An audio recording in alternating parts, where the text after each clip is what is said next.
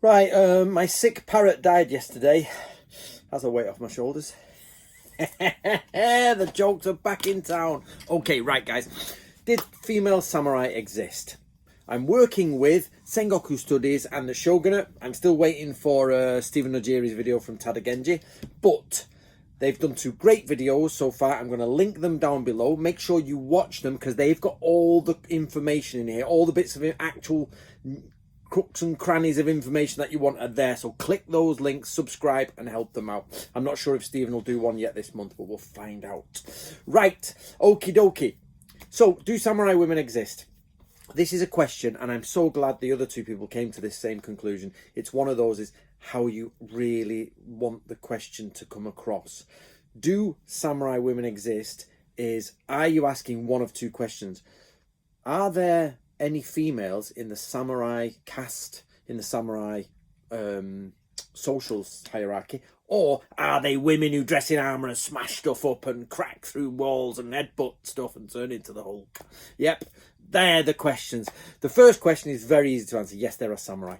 There are samurai. The samurai were a social class, and they were the social class in Japan for about 1,000 years, and some of them were female. It wasn't only a male thing. You were born into the samurai class most often, or you could be raised up earlier on, and females were known technically to be within the samurai class. That seems to be the general gist, because what you have to remember is bushi is the term more associated with warriors, also heishi, or which is warrior soldiers, if you like, or gentleman soldiers. We do know from certain books, certain scrolls, that actually samurai was preferred term in peace times, and hei was the preferred term in war times, but this is only from one document, even though it's quite a trustworthy document, so we don't know how rigid that was. And the idea is you use the word hei, which meant very militaristic, whereas samurai meant very sort of civilian, if you like, with samurai. But that's not something we can go with fully. Okay, but the point being here is, so we have samurai ladies, but do we have bushi ladies? Now, Nick from the Shogunate comes up with a great point here. And I fall for this as well. We say, oh, female samurai, assuming samurai means bushi and bushi means warrior. Actually, the question is, are there any female fighters? That's the best question. Because yes, there are female samurai, but are there samurai not the only ones who fight? Warrior monks fight, rogues fight, bandits fight, pirates fight. So do you ever find women in armor with swords fighting? Yeah, there's examples of pirate queens. There's the empress in the old ancient times of Japan who led like some sort of weird army. It's a bit mythological, but you know, and we definitely have examples of women going out to war and doing stuff. But this again comes up to the next bit, which is, if you have one or two examples of something, does it make it socially acceptable? We get loads of things today which are not socially acceptable, but we have examples of them. Yep. So for example, there's the artist who defecates and creates shit art. You know, a play on words on the sort of like, this is crap art, but it's modern art. Modern art is crap. Here's some crap. You know, is there an example of it? Yes, there's an example. I've seen an example done in Manchester of a woman who painted with her period drippings. But do you see that on average daily time? No.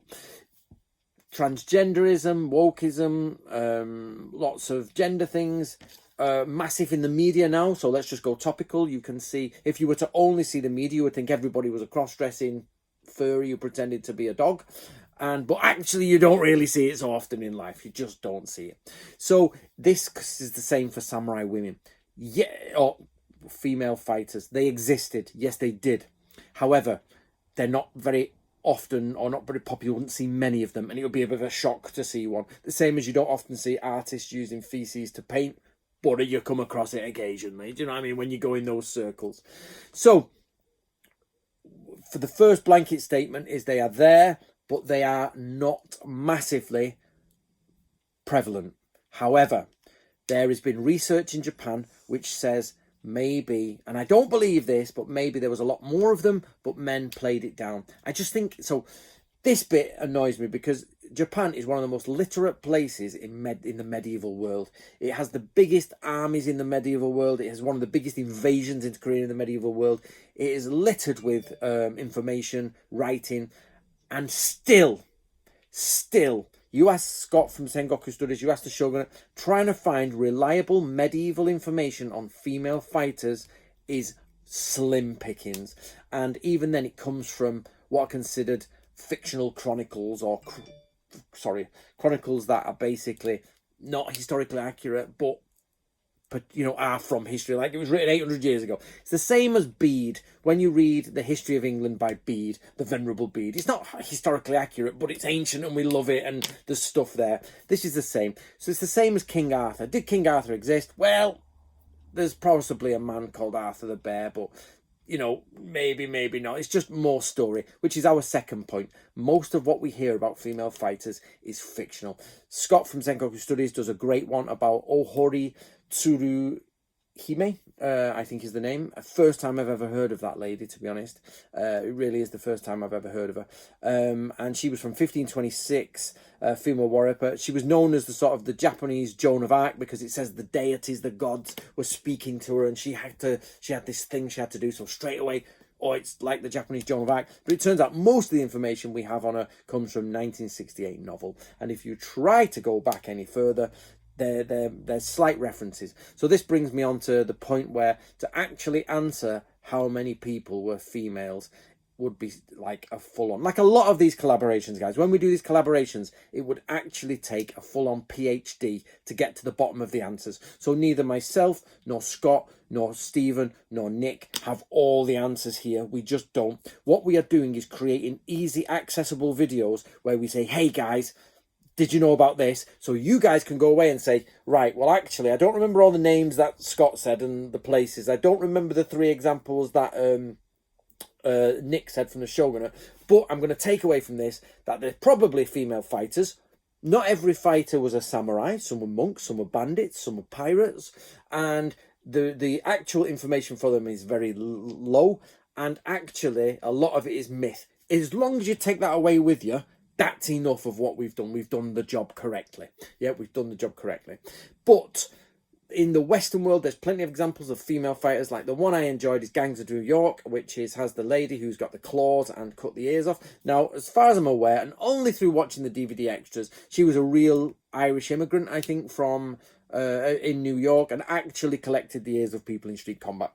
As far as I'm aware, that's real. Now, let's just pretend that's real for a minute. We do have examples of female fighters in the West, but more often than not, if you add up, well, it's not more often than not, it's just a simple fact. If you add up the male warriors who die in compete in war, it vastly outnumbers females, like millions of percentages to 1. Do you know what I mean?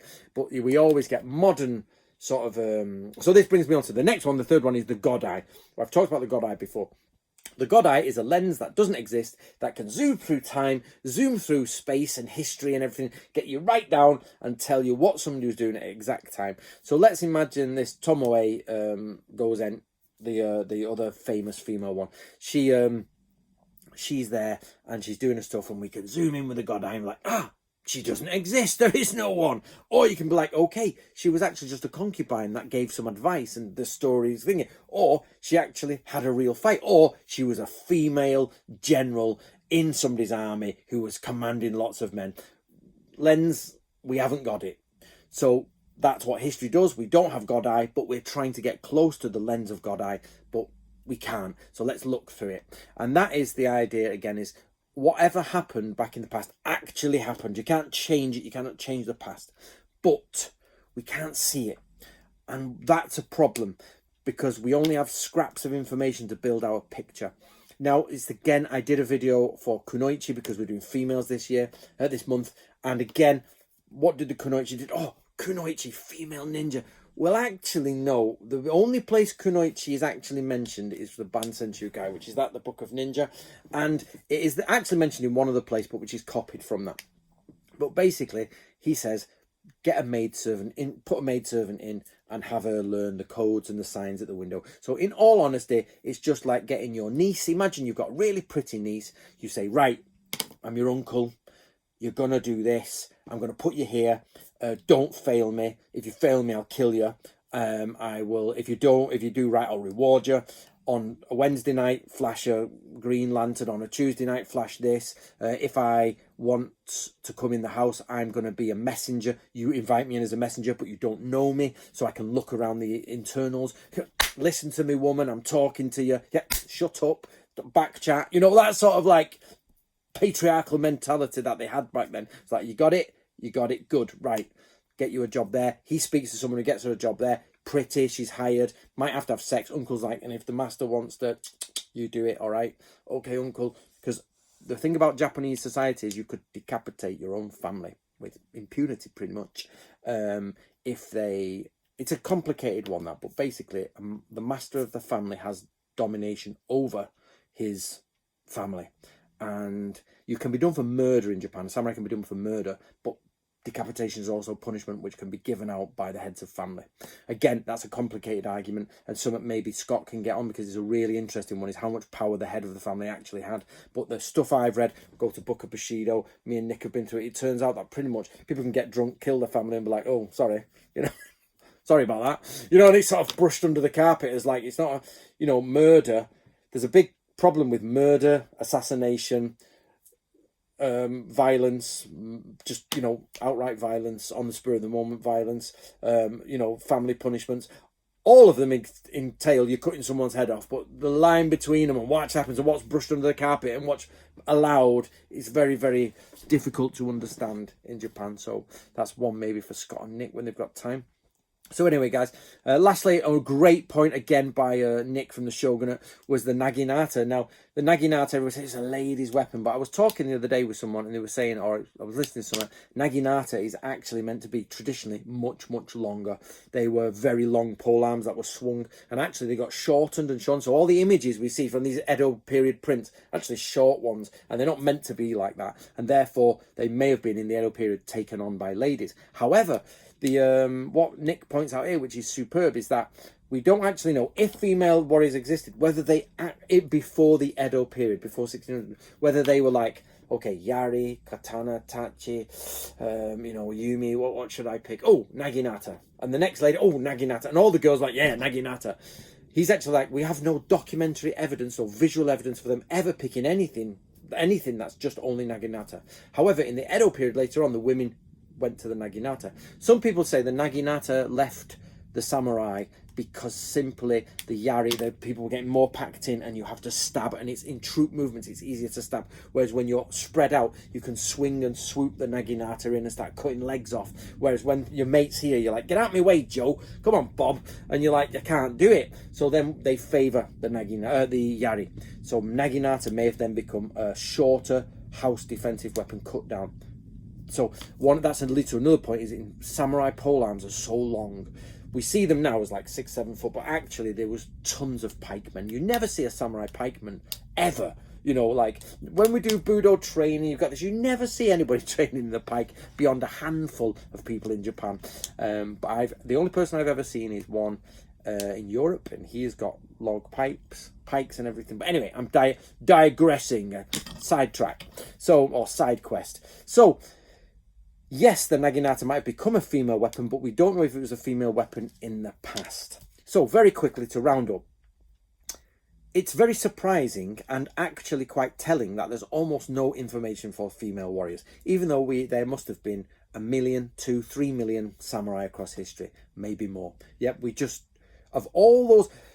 So, Nick did the damage, you know, the death tolls of the Sengoku period and all that, and it sort of comes to hundreds of thousands, if not you're scraping on 1 million when you add up everything, you know, including famines and all that. But my point is Sekigahara, 80,000 dead or whatever it was, or 80,000 each side with so many dead. Couple of 100,000 in this the Korean invasion go over, and X amount dead. And what we find is that you suddenly find there's a lot of samurai. there's been probably millions of samurai. Yep. I think it's not too much to say there are millions of samurai have existed in the world in the 1,000 years that they were there. Of course, becoming more populated as the years went on. Yet it's almost impossible to find historically accurate, detailed information about female fighters. So that tells you how much they really were there. And what we don't know is whether, if they were there, which we knew a handful were, whether they chose a specific weapon or if it's like Olga the Barbarian, you know what I mean? She's like huge, you know, and you're like, all right, love. And she's like, boom, you know, she's just massive, big German girls. So we don't know. You know, or whether they were strategists and some girls were just excellent strategists and they went and did that. We just don't know. So if your only thing to take away from this, guys, is what I've said before, is there's not enough information. A lot of it is myth. A lot of it comes up from stories later on. Some are even 20th century stories that get told. But we have single accounts of it happening, but not many. Okay, guys, I hope you enjoyed that. Make sure you go and see Scott's video and Nick's video, and hopefully Stephen will get his video before the end. Enjoy. I'll speak to you later.